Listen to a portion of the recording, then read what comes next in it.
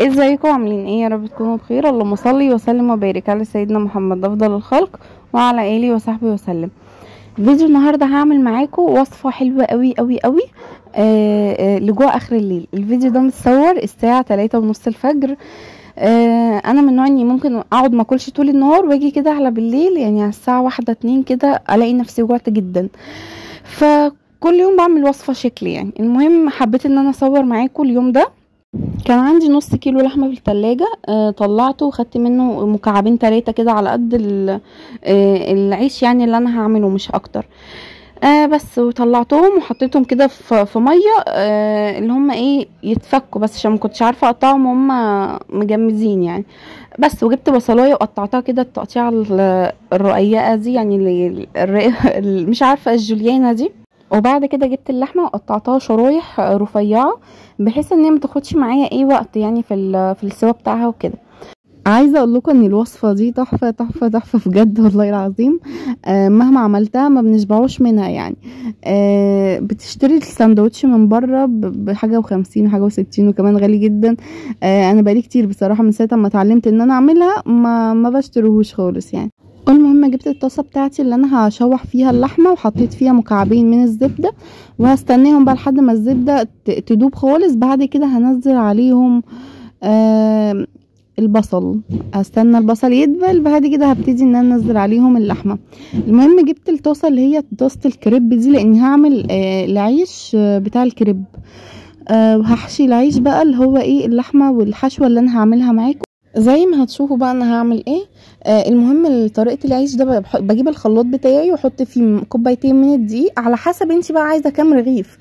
انما انا هنا عامله نص كوبايه دقيق بس، لان ما كانش عندي دقيق كتير بصراحه، فحطيت نص كوبايه دقيق، عليهم بيضايه وعليهم ربع كوبايه لبن. تمام. وباقي الكوبايه ميه، يعني كوبايه كده مش كبيره قوي، لا كوبايه تكون وسط كده.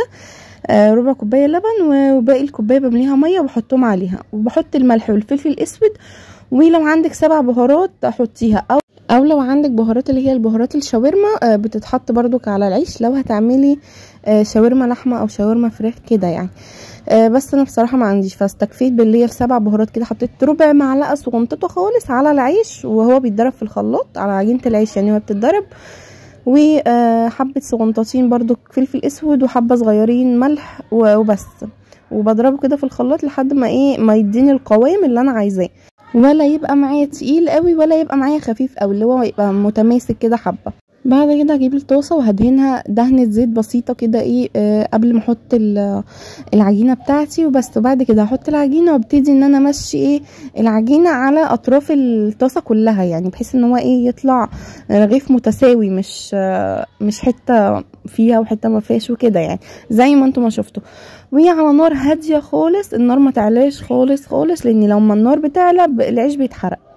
تمام. فعلى نار هاديه بس، سيبه لحد ما يستوي. المهم في الشاورما بقى نزلت البصل. بعد كده البصل خد تشويحه كده بسيطه، بعد كده نزلت عليه اللحمه وقلبتهم كده شويه، وبعد كده حطيت عليها نص كوبايه من الميه، وغطيتها حوالي 10 دقايق كده على نار متوسطه، مش عاليه قوي، عشان الميه ما تنشفش بسرعه.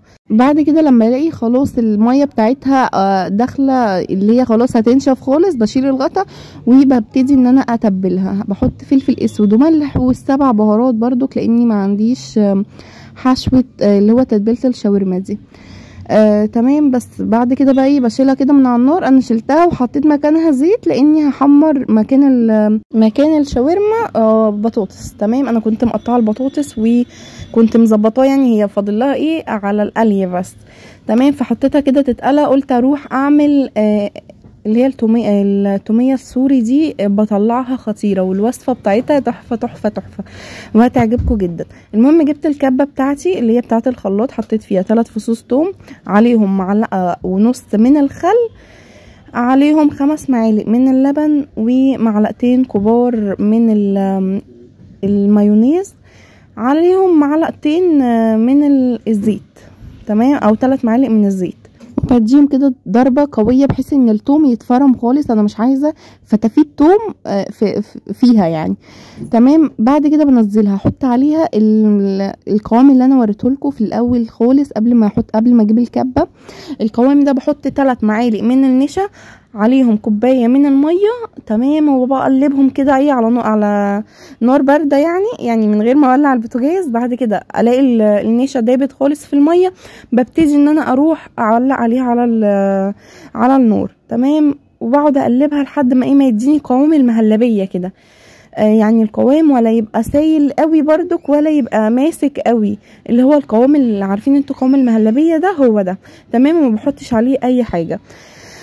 برجع بقى تاني بعد ما فرمت التوم بالزيت المايونيز اللي انا وريته لكم، بحط عليه القوام ده وبديهم ضربه كده تاني في الخلاط لحد ما القوام بتاع التوميه هتلاقيه كده معاكي تقل، وانتي كمان هتشمي ريحه التوميه السوري وهو بيتضرب. الريحه بتاعتها بصراحه خطيره غير الطعم خالص، طعمها بقى في حته تانية، عارفه يعني كأن واحده سوريه هي اللي واقفه عاملاها لك.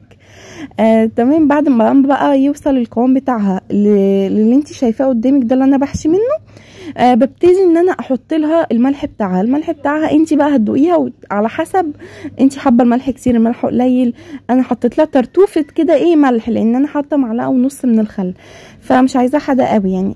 ترتوفه كده صغنطوطه من الملح، وبديها تقليبه بقى بسرعه اخر حاجه دي وخلاص. وببتدي ان انا اقدمها بقى. ساعات بعملها لما بعمل كنتاكي ستريبس اي حاجه يعني. بس بحبها في الشاورما الفراخ او الشاورما اللحمه اكتر يعني، غير لما بعمل جنبها كنتاكي والكلام ده. بس كده. وبجيب بقى العيش اللي انا عملته معاكم في اول الفيديو، وببتدي ان انا احشي. بحط التوميه من تحت في العيش، بعد كده بحط الشاورما اللي هي اللحمه، وبحط عليها بطاطس وبس كده. وبلف الرغيف وبرجع احطه في الطاسه تاني.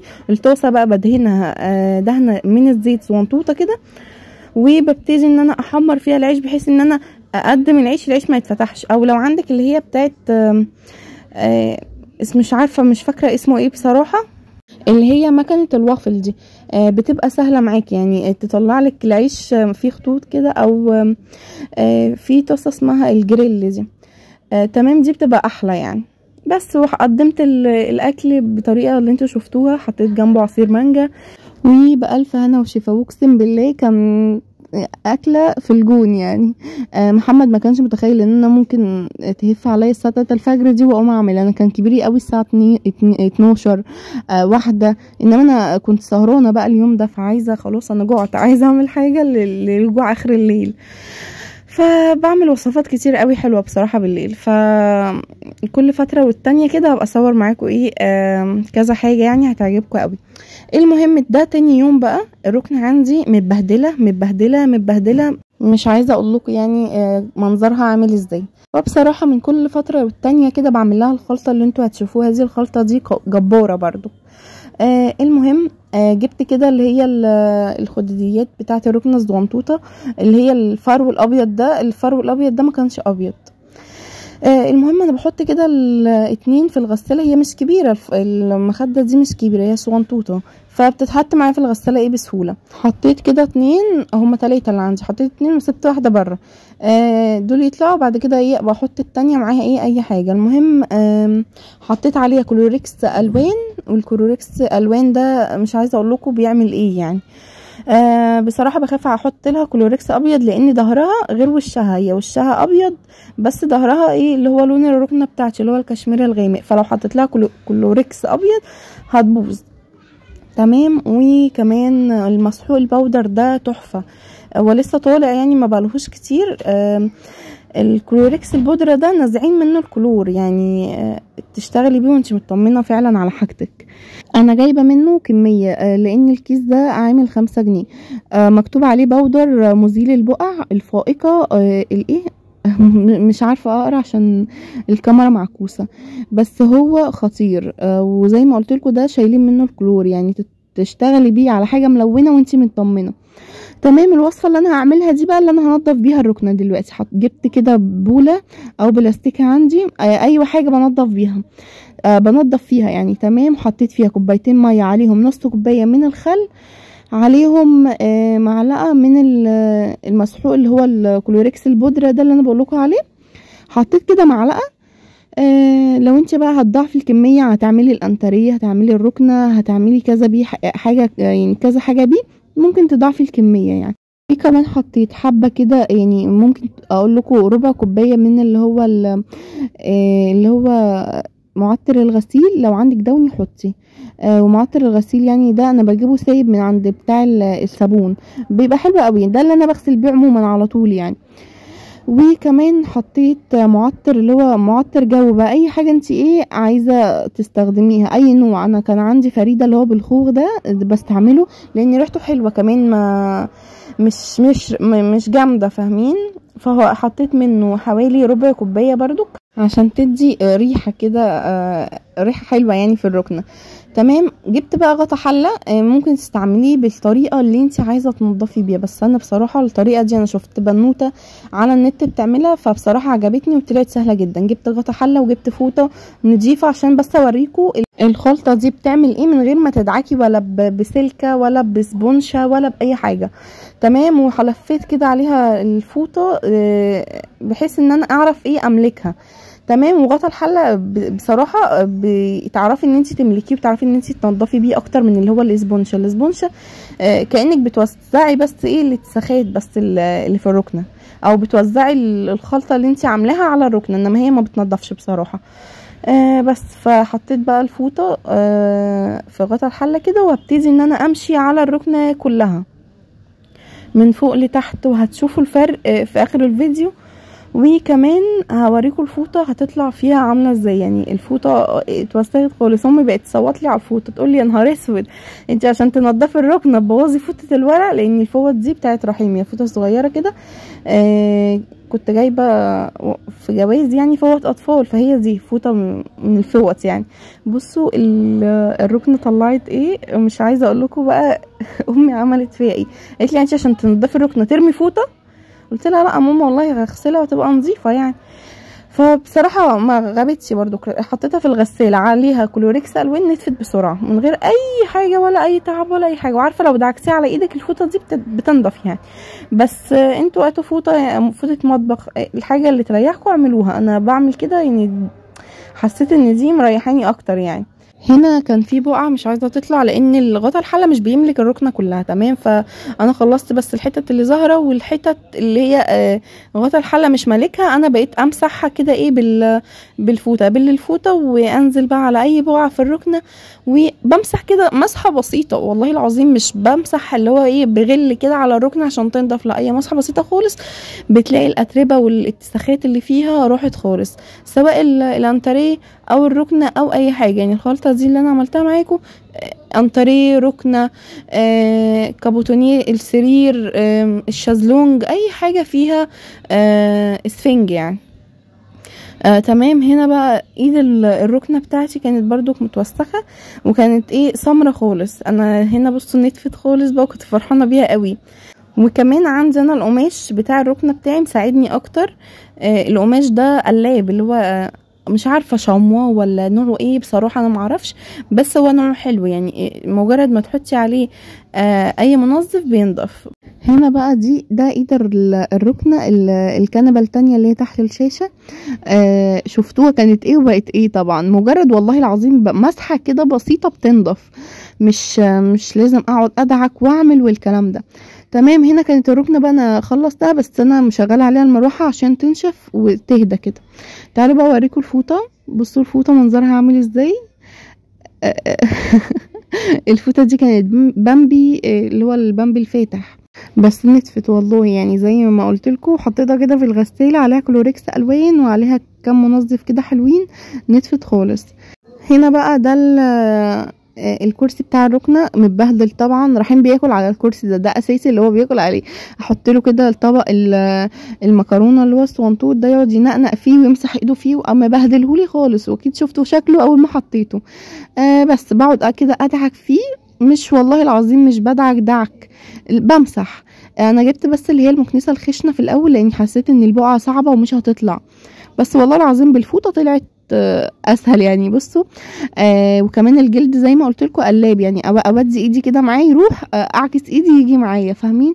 فتحسوا ان اللون بتاعه مقلوب، معرفش ليه يعني. بس كده الركنه معايا كانت خلصت وبقت قمر. وكمان طلعت اللي هي الخديديات بتاعتها اللي هي الصغنططه دي البيضه. بصوا كانت داخله سمره، طلعت بيضه ونتفت الحمد لله. بس كده. وبصراحه عايزه بقى ان انا اجيب لها كسوه، اجيب كسوه للركنه كلها اللي هي الكنبه دي والكنبه التانية. فان شاء الله يعني الراجل قال لي صورها لي واتيها وانا هجيب لك المقاس بتاعها، فعلى الله. بس كده، ده كان فيديو النهارده. انا اسفه بقى ان انا بنهج كتير في الفيديو، لاني اعذروني والله العظيم تعبانه جدا، حاسه ان انا وانا بتكلم بجري، معرفش بقى انا بتكلم بنهج لوحدي. فالحمد لله على كل حال، وان شاء الله اعدي الايام الجايه على خير. وبس يا رب فيديو النهارده يكون عجبكم واكون فدتكم كده لو بحاجه بسيطه. وان شاء الله اشوفكم في فيديو جديد. مع السلامه.